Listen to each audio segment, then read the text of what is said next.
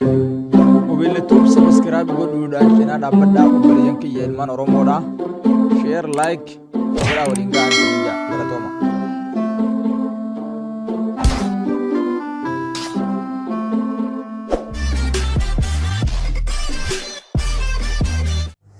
Obboleeyyan kiyya kabajamoo fi jaalatamoo ilmaan Oromoo marti isin bakka jirtanitti salaamtaan keessan rabbatu. Qilleensarraan isaan geessaa jirta warri biyya keessa jirtanii fi warri biyya garaagaraa jirtanis keessanii ashama harka fuudhan isin Oromoo wareegamuu malee du'aa artistii hogganaatiin rabbi rahmata isaan qabu. Tokkummaan Oromoodhaan maal fakkaata yeroo ammaa waan shuwari ilaallaa mee Oromoon sochiin mootummaan godhaa jiru Oromoo qooduudhaaf godhaa jiru sochii akkamii ammoo Oromoon hayyoonnee yeroo gartee sochiin isaan irra jiranii maal fakkaata mee hiriira hawaasa shoora geeffannee walitti hiriirannee isin obboleeyyan kiyya. ولنكونو أرسمان ولقي جمة هررجة بالي أسانتانة نودي أرمودا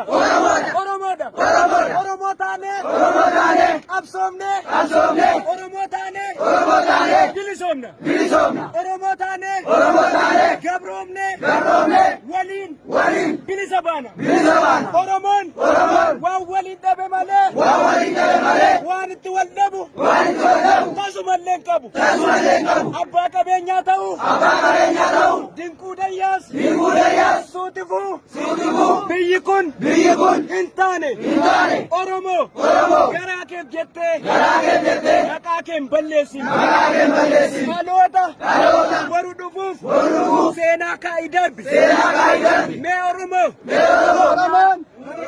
أدلة Oromoon numne amatina dambane Oromoon numne inni wadatti du'e inni asitti du'e Oromoon kama hanga diini keenya qabalamutti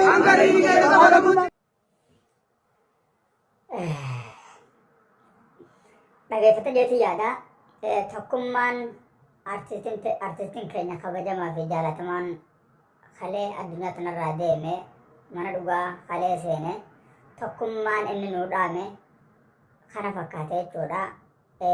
Dhaamsa kanaa nuuf dhaame tokkummaa yaa ilmaan Oromoo tokkummaan inni nuuf geessuun bifa kanaan deemuu qaba jechuudha. Qayroo keessatti haqa baalee deeme hin irraanfatamu jechuudha inni jechuudha yoomiyyuu haga lubbuudhaan gartee Oromoo lafarra jirtu hin irraanfatamu.